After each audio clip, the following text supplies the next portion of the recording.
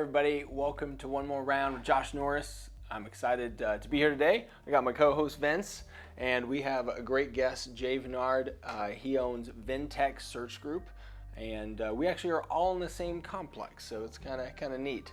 But thanks for taking the time to come down and talk a little bit with us. How did you guys meet, by the way? I mean, both of us are in the recruiting industry, and his guy Scott was like, "Hey, you got to meet Vince," and me and Vince met and kind of had a New York connection, even though he's from real New York and I'm kind of from fake New York, meaning upstate New York, and we kind of hit it off there. And I mean, we've known each other now for like 4 years or so, and always kind of talking about the industry and how things are going, and that's pretty much it. Yeah, so Jay's interesting. He the other connection was he played ball for the Blue Jays, and one of the pitching coaches that he knew along the way, Dane Johnson, ended up coaching my son, and just a great guy. And Blue Jays need to hire him back. Now they got rid of Montoya, bring Dane Johnson back, but. I got interested in that part, and then what he does. I mean, the type of recruiting he does is very interesting, and that's more for him to talk about. But yeah, good conversations. What type of recruiting do you do? What is your specialty at Ventech? So what we do is we just do all direct hire. So Vince and his company, they do staffing. We don't do any of that. So we do direct hire, specifically in the automation, robotics, and manufacturing field. And what's really interesting is when I started the company almost 5 years ago, I was, just starting. I had been recruiting for, 14 years at the time, and I was going to recruit everything in the automation and robotics industry because that's what I was used to. And it worked okay. And then COVID hit, and pretty much all the clients that I was working with put everything on hold, like a lot of companies. And so we were struggling for a little bit, and I was like, okay, it's kind of at one of those inflection points where I was like, do I hang it up and try to do something else, or do I just ride this out? And back in 2008, the same thing happened to me, and I wasn't smart enough to kind of see the signs and went out of business. Mm-hmm. This time around, I was a lot smarter and had actually saved money this time around. And I was like, all right, I'm gonna ride this out. And while we were riding it out, what happened is when the disaster in the whole distribution and logistics chain happened, and manufacturing companies couldn't get, warehouse and assembly worker employees, to come to work, everyone started saying, oh shit, we need automation. So, when I first started the company, it was automation's a luxury, it's expensive, we don't necessarily know if we need it. Now, all these companies are saying, we have to have automation because if this ever happens again, we're not going to get caught with our pants down. So what happened with that, I kind of saw that coming, and I made a full pivot on the company, and I said, all we're going to do is recruit salespeople, so everything from sales development reps all the way up to chief revenue officers for manufacturing and automation companies. And it was the best move that I could have made. Last year, 2021, was a record year for us, and then this year we have already surpassed what we did last year. That's so amazing. It's going great. So for like those that maybe aren't as familiar, so you talk about automation for a company, like what does that entail? So it could be a number of different things. So a lot of the companies that we recruit for, they may be creating an automated work cell for maybe a manufacturing company that specifically goes on the end of an assembly line, that instead of having an actual human there that's doing a job that is very monotonous, it can cause some work-related injuries. You now have a robot that's just packing the boxes, and it's much faster, it's much more efficient. So we have a lot of clients that do that. We also have a lot of clients, and I would say a majority of our business in 2021 were the companies where they were creating automated robots for logistics and distribution centers. So if you think about, your big Amazon warehouse, You get this automated robot that rolls in underneath a full, it could be a 10 high stack of pallets, lifts it up and brings it to a whole different part of a warehouse without any human interaction. So that was really cool. I enjoy those type of companies because you can kind of visualize what these robots are doing and the impact that they're having on companies. And the one thing that I think is really interesting is a lot of people start talking, they're like, well, robots are going to take our jobs. Well, they are. But the only jobs that they're really going to take are the jobs that are dull, dirty, and dangerous that nobody really wants anyway. And so they're going to replace those jobs. And so what's going to happen is there's going to be a certain, set of people who are going to need to reskill. And me and Vince have talked about this all the time. It's the perfect opportunity for forward-thinking companies to invest in their people in teaching them a trade, or even encouraging kids from high school that maybe don't want to go into college to get into a trade where they're actually going to be the person that goes in and fixes and programs and works on the robots. Because at the end of the day, if robots do take over, which they're not going to, someone's got to be able to fix them. Someone's got to be able to program them.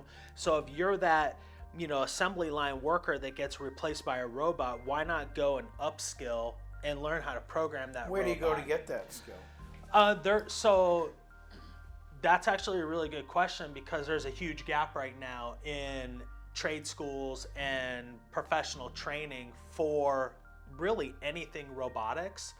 Over the last, I would say, 18 months or so, there's been a lot more people in the industry talking about, we need to do more in our industry to make, robotics jobs more accessible for people and make people understand that you don't have to have some fancy college degree to be able to, get into the robotics industry. So I think there's that.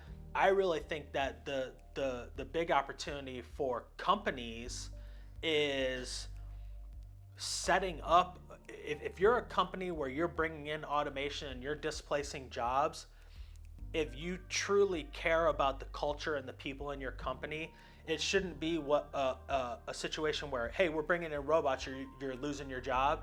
It should be like, hey, we're bringing in robots because we know you don't really like this job because it's dangerous, it's dull, you do the same thing over and over again. So what we'd like to do is we'd like to put you through an internal training within the company. Transition you. And transition but you. you run the risk of training them and losing them too. You have a risk of doing that no matter what. At any given day, there's 4 or 5, and I'm not going to name them, companies in the robotics industry. I cherry pick their salespeople all day long. And the reason why I do is because I know that they're usually they get entry-level people. They put them through great training programs. And I know that if I can recruit someone from there and they go into a different company, they're ready for that next step in their career. And at the end of the day, that's just how it works. You do risk losing that person, but really at the end of the day, if you can show someone a career path within your company that doesn't just stop with being a programmer of robots, then you decrease the risk of that person wanting to leave your company if you've created a good culture within that company. Is there anybody training now? Are there any schools that actually? Yeah, so there are some universities right now. If someone wanted to go the university route where you can get specific robotics degrees, you got Carnegie Mellon. You've got those aren't like trade schools. These are. Oh yeah. So trade school wise, actually, here in Arizona, they just recently launched a trade school specifically for robots. I want to say it's called like State 48. State 48. Manufacturing. I would have to look it up. You kind of caught me off guard with that one. But it's fairly new. It's only been around for about 12 to 18 months, but that's kind of what they're trying to do, because what they realize, and it might be backed by Lucid, the car company, because it's down in Casa Grande, and Lucid realizes that because of where they're located, Casa Grande isn't necessarily an ideal location for someone, but if they start bringing in the things that will make maybe not only their company more attractive, but Casa Grande, hey, I can go to Casa Grande and I can go to this training or trade school to learn how to work on robotics, then you get people kind of taking notice of Casa Grande and then saying, oh, wait a second, there's this awesome car company down there that's doing really Well, cool if they're stuff. sponsoring it, then they've got the inside track Yeah. to say you've got a job for this much when you get out. Yeah, That's interesting. yeah. So in his world, in our staffing, Liberty Staffing, we're light industrial manufacturing warehouse, kind of a generalist, right? Whatever you got in the warehouse, we'll do it. His is called niche staffing. Yeah. And niche staffing firms or perm placement firms should probably still do some staffing. We've talked about Yeah. that. Yeah. But the value of his company, multiple wise, is much larger than ours. Meaning, if we ever sold to light industrials, 3, 4 multiple, where his if he builds a nice enough company, he could probably get a 6, 8, 10 multiple if he ever sold it. Wow. But good for you. Yeah. That's great. So how'd you get started in all this? Luck. Yeah. From baseball to recruiting. I love when people ask that question because honestly, it was luck. So recruiting is one of those industries, no one ever grows up and wants to be a recruiter. Most people have no idea even what a recruiter does. I mean, I think people do now, but when I got into it in 2004, I had just retired from baseball. I had just finished my degree at the University of North Florida, and I was moving out here with my wife, and I was like, okay, I want to be in sales, and I want to be a pharmaceutical sales rep. And I had never interviewed for a job in my life. Never. I was a baseball player. I never even had a job outside of baseball. Growing up, it was like, hey, my dad said, your job is baseball, and if you need money to go to Taco Bell or go to the movies or whatever, as long as you're working, I'll give it to you. And so that was good and bad. And so when I got here, I was like, all right, cool. I'm going to interview for this job for pharmaceutical sales. I went to interview, and it was terrible. I was not expecting it. And so I knew as soon as I walked away, I was like, yeah, I'm not getting that job. So then my second interview was with this recruiting firm in injection molding. No idea what injection molding was.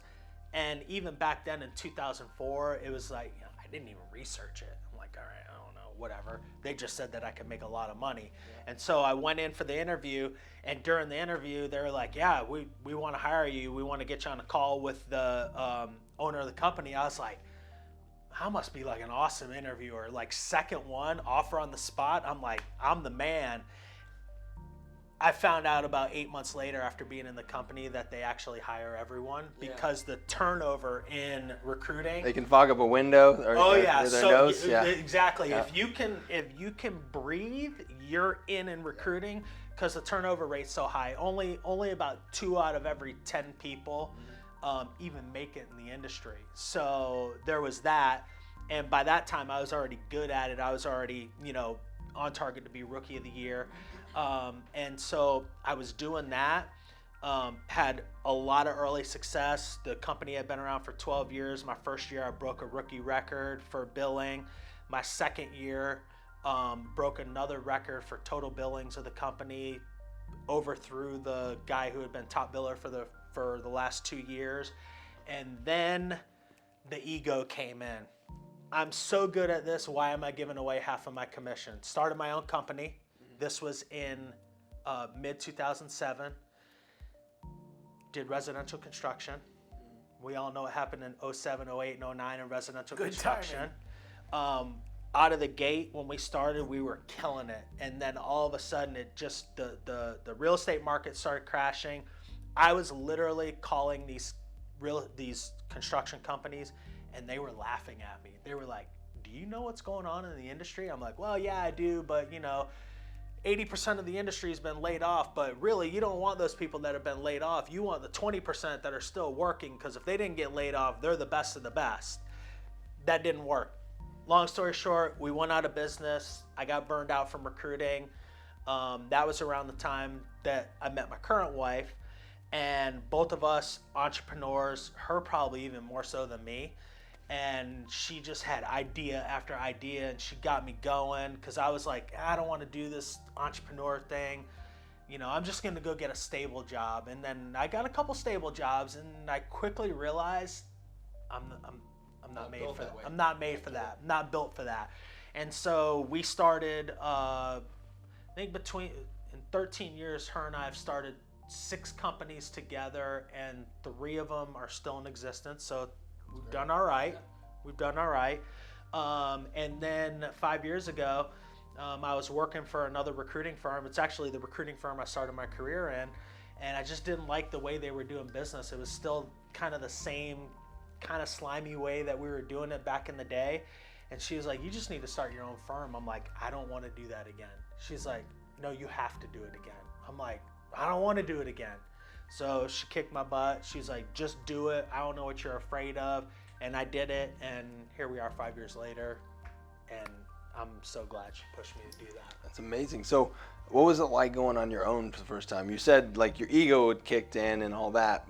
And then you had obviously the failure, and it wasn't really even your fault. The economy kind of took a dump in your industry, and that's what happens. But what was it like being self-employed? So for me, and I'm even going to kind of go back a little bit, and this is going to sound a little bit egotistical, but I mean, at the time when I retired from baseball, I was 26, and so I still thought I was a big deal.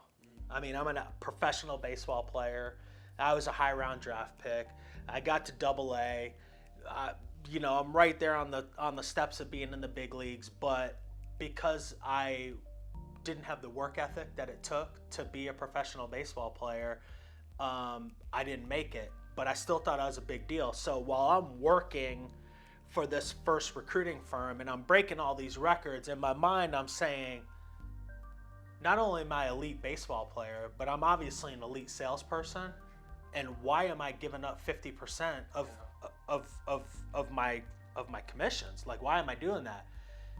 This looks easy. I can do this on my own. And I'll be honest with you, it was easy. It was easy to set up. I mean, I'll tell anyone out there that's listening, it's easy to set up a recruiting firm. The barrier of entry is literally zero. Like we said earlier, if you can breathe, you can start a recruiting firm. You can do it from your kitchen table, and you'll probably be successful enough to earn a living, but this job's too hard to earn a living. So what I did is I was like, okay, I want to be in control of my own destiny. Like, that's how it was in baseball. I screwed that up for not working hard enough. So I told myself when I got done playing baseball, I was like, I'm not going to let that happen again. So I love the aspect of being able to control my own destiny and basically be rewarded for how hard or how lazy I was. And so that's kind of how I got into it. And, then when I went back into corporate America after the first failure, even though for me, and I think for all 3 of us here, it wasn't a failure. I mean, it was a failure when it happened, but now that I'm older and wiser, the biggest learning lesson that I could have had, because what I didn't do when I saw the economy going sideways is save money. I was making a lot of money back then, but I was spending every penny, every penny. And so when COVID hit, I had already had a bunch of money saved up because I knew the rainy day. No one knew COVID was coming. We all knew the rainy day was coming. I mean, I think we could arguably say right now, the rainy day is also right now with the economy the way it is. Still cloudy right now. Still cloudy. And, because of that learning lesson or that failure, I was able to ride through COVID. Depending on what happens with this economy, our business is still just rocking and rolling. If it slows down, we're going to be fine. But that's what kind of motivates me to do my own things, because I have control over what happens and what I do. Yeah, that's awesome. And you and your wife, do you have kids? So we've got 5 kids. So let me jump in All right, for a yeah. second. Yeah. So, we went through the whole COVID thing, and I have somebody on board, Scott, that he'll talk to everybody all day and get their whole life story. And I love Scott. What love size shoe do you wear? Yeah. He had a big foot. But he'll ask you crazy stuff. And he always went in and talked to Jay, like, hey, we really got to talk to Jay. I really like this guy. And there was a lot of ideas that got kicked around, and especially through COVID. I had borrowed some office space from him. We were just busting out our seams over there. And we would talk, and we always try to, how do we do something together? We're in these plants, and you're doing this. And we never really got there, truth be told. So it's very interesting, but he's a baseball analogy. Jay just keeps swinging away, and keeps swinging away. And it's great to see that, he'd be in there and in his lab and thinking through and coming up with ideas. And sometimes you say, well, I do it too. Like, we're all over the place. We're just not getting there. But anyway, so I was sitting home one night and I'm flipping through the channels and I stumble upon House Hunters, and I'm like, is that House Hunters Phoenix? So you got to turn it on. I'm like, that's Jay. Yeah. And sure enough, that's when I found out he had. Go ahead. You have 5 daughters. Like, no wonder why he's at the office all the time. Yeah, 5 daughters between the two. What's really interesting is my wife and I have been together for 13 years. We don't have any kids together. We have 5 combined, and they're all girls. Wow. But Bless you. on top of that, we've also got this huge pack of dogs. So my wife, bless her heart, and I have to tell this joke because anyone listening is going to laugh when I tell you this, is so when I met her 13 years ago, recently divorced, and she had just become a foster parent. And when she met my parents, she told this joke. It's the first time I heard it, and at first I was like, oh my God, how are my parents gonna react? They laughed about it. She's like, I rescue children, animals, and men. Most of the men I rehome, but this one I think I'm gonna keep. So where I'm going with this is not only do we have 5 kids together, we also have 7 dogs. Oh. Foster Or rescue? So they're all rescues. She always tricked me and said that they were just gonna be fostered, but they somehow are still with us. We have 4 grand dogs. Still We fostered. always- 7 years later. Yeah. My daughter, with fostering, they don't understand what fostering is. Right. Yeah. Oh, Right. it's just foster. It's no, it's not. Yeah. Once you bring it in, Yeah. it's, So our house it's not as much chaos now because her 2 older girls, 24 and 22, are out of the house, graduated from college. Right now in the house, it's an 18-year-old and a 16-year-old, which can be a challenge. And then my 14-year-old daughter, she's with me half the time. So I always joke around and say we have 2.5 kids in the house, but we also have 7 dogs. Yeah. So it can be chaotic. That's why I've got my man cave in the house. Yeah. I shut the door.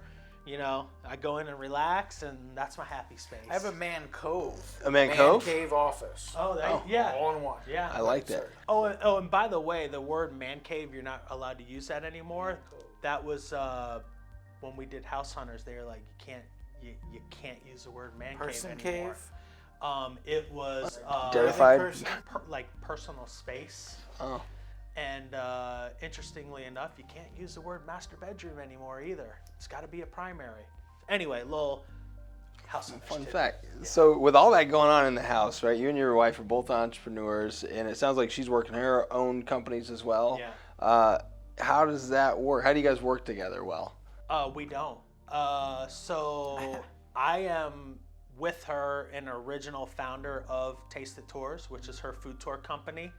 And we work together. I think we're kind of convinced that she fired me 4 times. Okay. And then finally, after the 4th time, I kind of took a step back and I was like, it's kind of a strain on the relationship, and that's more important to me. Plus, I did all the back end stuff, in her business, being tourism and, dealing with people. You got to have a good face to the business, and that's just not me. I'm more of the back end and operational guy, very structured and segmented. That's not her. She's all personality. And so honestly, we don't work together great. And so we kind of just agreed to do our own things. We obviously help people or help each other. And even when COVID came, I've got my office down the hall, and when COVID first went, we didn't know what the heck was going on. So I was staying home. And after about 2 weeks, I was just like, I got to go back to the office, because she does her thing her own way and she's successful with it. It's not my way. It's very distracting to me. I'd be sitting at my desk and she'd just come up behind me and tap me on the shoulder. I'd be like, oh my God, don't sneak up on me like that. And so it just, I ended up coming back to the office. Finally I started seeing you guys walk around. I'm like, all right, cool. Some people are starting to come back to the office. That's good. We never shut our doors. Me either. Yeah. I stayed the whole time. So, I mean, to answer your question, we don't work well together, but as a family unit, it all works out, because with her food tour business, she does a lot of tours at night and on weekends. So, especially when COVID came, her business was shut down for 18 months. So that was a little cabin fever for her. But she's got a couple of tour guides that work for her. When they are short on tour guides, she does tours. So, in the beginning, when we were first starting out, when it was just her and I, it was like, hey, I got a tour tonight, or I got a tour Saturday and Sunday. And it was like, all right, you just kind of pitch in and you do what you need to do. The reason I asked that question is I didn't know how much you work together, and I think that's something every relationship, certainly married couples, like, they need to understand. Yeah. You got to know what each other's good at. Can we work together well? Can we give each other grace if we do work together? And if we can't, then we just don't do that portion of it. Yeah, and that was my big problem. Is I always found myself criticizing her because she wasn't as organized as me, and she didn't do things the way that I would do them. But at the end of the day, she always got it done, and actually probably got it done better than I would have. And so, like, she was the one where she's like, you just need to let me do my thing my way. And I was like, well, I don't like that way. It's not efficient. It's not whatever. She's like, it doesn't matter. It gets done, and it gets done well. And I'm like, well, yeah, you're right. And so that's when I kind of realized, I'm like, I just need to step away from that. So, Well, it's interesting, well, first of all, when you're at home, it sounded like when you were working at home, she invaded your personal space. That's annoying when you say you can't say master bedroom or man cave. I mean, that's a whole nother I agree. episode of ridiculous. I agree. It's like, let the kids go outside and play. And we tell people all the time, when you come to work here, you're going to get your toes stepped on. You're going to get offended. This is not. Yeah. It's kind of an open environment. We laugh and joke. You got to be able to laugh. Yeah.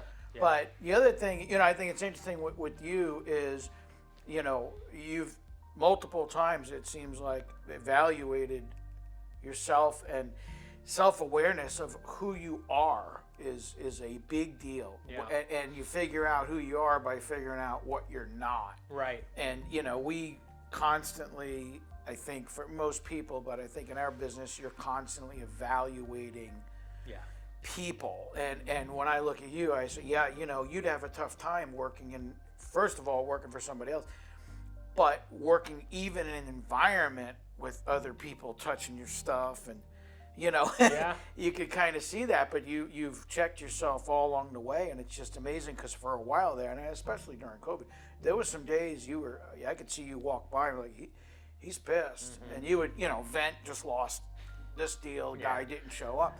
And there was a lot of stress and a lot of pressure, and you've completely changed. You're like a different person. Yeah, I mean, I appreciate you noticing that. What's really interesting is, so at 17 years old, I get drafted by the Chicago White Sox out of high school. I go to college for 3 years. I get drafted by the Toronto Blue Jays in the 5th round. My second year, or my second full year in the minor leagues, at 22, I'm already in AA. I mean, we all know enough about baseball. That means that you're a phone call or an injury away. You don't necessarily have to be in AAA. And since I was 9 years old, the dream was to be a professional baseball player. And everyone was like, oh yeah, do you know what the odds are of that? And something that resonates. I was at a Florida State Select baseball camp where like the top like 330 people in this, I think it was in the state of Florida or whatever, get invited to this select camp, and they sat down. They were like, for all of you that have professional baseball aspirations, you got to work hard, you got to do this, you got to do that. And the reason why you got to do that is because out of these 330 people, there's probably only going to be 3 that make it. It's reality, right? And so and at the time, I would venture to say that of those 330 people, I might have been in the maybe number 300. Like the people ahead of me were that good. And I was like, oh man. But I busted my butt and I got to where I was. But then when I got to the minor leagues, I don't really know what happened. I mean, actually, I do know what happened. I got too big for my britches because I moved up so fast. I knew I was good, and I was like, I don't really have to work that hard. Yeah. I'm like, I'm gonna make it. I'm fine. I'm gonna pitch 12 years in the big leagues. I'm a left-hander. Back in the day, I threw hard for left. I'm gonna be fine. Even if I'm not a starter, I'll be a reliever in the big leagues for 12 years. I'll make a lot of money. It's all good. Didn't work hard. Was disrespectful to my coaches and things like that. And then I got old enough after I got pushed out of the game, because I got pushed out of the game. I mean, it didn't have anything to do with my skill. I look back and I was like, you know what? My dream since being a 9-year-old was wasted because I didn't work hard enough and I just didn't treat people right. And so when I was old enough to finally realize that, I always said to myself, I'm like, I'm never going to let that happen to me again. And even as I got older, I would say, about to turn 48, I would say when I got to be maybe late 30s, I got really interested in personal and professional development. And I take in a lot of different stuff in regards to that. And it's really gotten me to the point of what you notice. I'm very self-aware. I know what I'm really good at. I know what I'm really bad at. I know what I will do. I know what I won't do. Case in point, yesterday, my wife wanted me to move this big, heavy refrigerator onto this truck to be moved up there. And I've always told her, I'm not your mover. What did I do? I moved this refrigerator and ended up hurting my shoulder. And I said, I told you I shouldn't have done it. I don't know why I didn't do it. But, it's just one of those things where I know what I'm good at. I know what I'm not good at. And, I just have to always kind of keep that in perspective. Where do you think the industry is going? The robotics industry will continue to So, grow? yeah. And you said you pivoted and focused on salespeople for robotics companies. Yeah. What an interesting pivot. Right? Yeah. So because you were searching, yeah. You Yeah. You get your dry erase board and try to figure it out, and you figured it out. Yeah. So and I think in direct hire recruiting, it's more beneficial to be an expert in one thing rather than a generalist in all things. And that was the problem that I had, is I was trying to do everything. And what was happening in the recruiting business, where you can really kind of accelerate and scale, is by creating repeatability. And so when I was doing sales positions and engineering and customer support and all that, it was one-offs. Now, when I fill a sales position for one company and one out of the 4 candidates gets the job, I got 3 other people immediately that I can put over on another job and be able to get them right in and get them into other. So there's a lot of repeatability there. And as far as the industry goes, I don't see any slowdown in, at least on the sales side, for robotics and automation. I mean, I'm comfortable saying for at least the next 12 months, regardless of how much of a recession, which whatever, I don't know what's really happening with that. I don't think you can say that any longer. Yeah, well, It's in a man cave. I'm gonna say it because I feel bundle. like we're kind of in a man cave doing this, and but I think salespeople, from what I'm seeing so far, there's a lot of companies in my industry that are still having us or other recruiting firms or even posting online multiple sales roles, because I think these manufacturing and big distribution companies realize that we can't let what happened during COVID happen again. They got caught with their pants down. Well, let's take the flip side of that coin. Right now, they're saying there are 11 million job openings. So when you started talking about robotics, people worried they're going to take human jobs. And for me, like if I go to a toll booth, I want to find where the person is. I won't use the automation. Yeah. I don't do the self checkout in the store because I'm so worried about jobs. But there's 11 million job openings apparently. And why, in your opinion, why is that? Why are there so many job openings and so few people working? Did we create that many jobs? So I've got two answers to that. COVID created an economy of people that just don't want to work because they know that they're going to probably get more money from the government. There's that segment. Well, there's permanent government plans now that were passed by this Congress. Right. The other challenge is that especially when you're talking some low-paying hourly jobs in positions, especially in manufacturing, where the job that they're doing is very repetitive or very dirty or very dangerous, they're kind of sitting back and looking. They'll be like, I'm getting paid $13 an hour and this machine could kill me at any time. And they're kind of like, I'm going to just sit back and collect a check from the government because it's easier, it's less risk. And so what I see is the robots are going to come in and take those jobs, and they're already the ones taking those jobs first. I was just telling my wife the other day, one of the coolest robots, and I don't think it's launched yet, and I don't even know if an American company invented this, is if you guys think about it, what's one of the most dangerous jobs? Being 50 stories up on a scaffold cleaning windows, right? Yeah. And I saw this robot, they've got this robot on a scaffold, it was actually 3 robotic arms on a scaffold, and they had it to where one would wet it, one would soap it, and the other one would do it. Cool as and that. I was like, that is the exact reason why, or the exact application for our robots. Another thing, and now when I tell you guys this, you'll love it and you'll see it. On the I-10, we all know they're doing a lot of construction, right?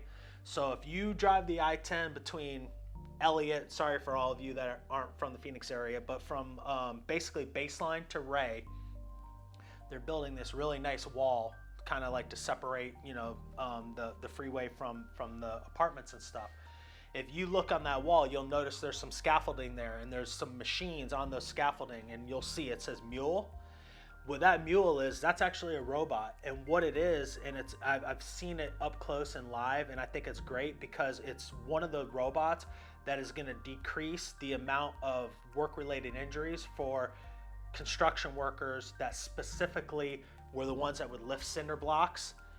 I mean, you know how laborious that can be, back pain, like all kinds of pain. And what they do is they basically take this robot, they hook it onto a cinder block, they assist it. So while they're not going to take that job away, it's more of an assisted robot for someone who's laying these big cinder blocks every single day for 8 to 10 hours a day. So when you guys drive down the I-10 now, you're gonna be like, oh yeah, that's the robot I was talking about. So I think that I think that there's still going to be those type of jobs that are going to be lost.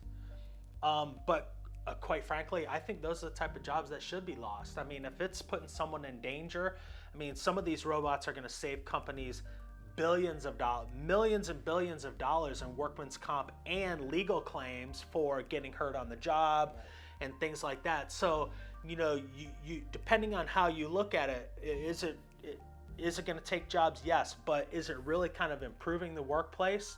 I think so. Well, what's interesting in all of it is, and I mentioned it on the podcast we did, I watch a lot of news and all, and people are like, why? Yeah. Well, because you pick up on shit. Mm-hmm. You pick up on stuff, and you're able, like you picked up on, okay, let's go this direction, with salespeople for robotics companies. But you can see what is coming, and it's interesting. I don't know why I thought of it while you were saying it, when you were talking about just prior to this. But I was thinking, all the companies that pulled out of Florida and New Orleans now. I was talking to my lawyer in Louisiana, insurance companies. They're just gone. And so when you're talking about the workers' comp and the risk, part of the problem, the reason we got out of construction labor, we have a couple that dabble insurance. The rates are going through the roof. Yeah. So what you're talking about is a solution Yeah. to a lot of injuries. Yeah. That's very interesting. It'll be interesting to see how the robotics and automation continues to help businesses, because there's a lot of jobs that can be taken. But I like what you were saying earlier about the culture of a company. If they were to build in to where they can teach skills of something that, okay, now you're at a higher tier, maybe you're operating some of the machines. I think that's what a lot of people don't get. Right. Is this has happened since, it has happened for thousands of years. New technologies come out, and jobs go away, and new jobs become available. Yeah. So it's not like there's just going to be all this unemployed people and these robots just operating everything. Right. They're going to learn other skills. There's going to be curriculum in schools that that we don't even know about now in 10 years, because they have to have new skill sets, and the old jobs don't exist. Right.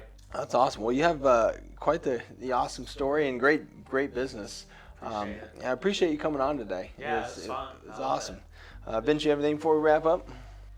No, the only thing I was going to say is what's interesting about what he did and does, which is different. Our whole thing is volume, billing, revenue, week. We're like an annuity. It just keeps going.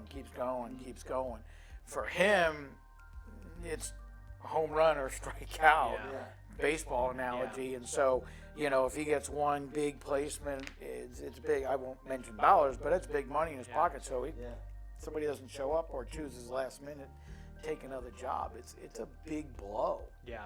It's a big blow, but that's niche recruiting, and there's great money in it, and it's good to see that you've really turned the corner and we rode out the wave. Yeah, because it was scary. You saw it. I was stressed. I was trying to figure out. I'm like, what's gonna happen here? Because we went. I can tell you the exact date, March 13th of 2020, and we didn't make a placement from March 13th of 2020 until October of 2020. And you're just sucking off your savings. Yeah, but that was the lesson from the previous one, where I had the money saved up. I didn't have to,